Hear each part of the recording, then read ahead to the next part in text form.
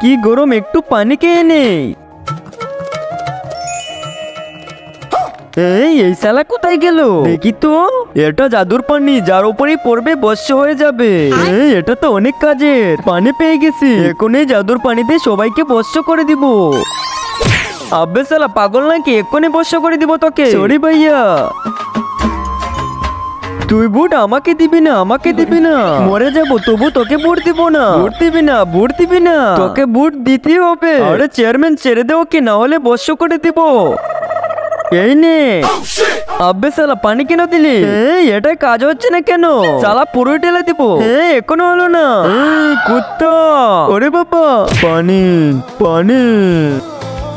এসে গেছি। বাবাকে তাড়াতাড়ি পানি দাও, মরে গেলে সম্পদ আমরা পাবো না।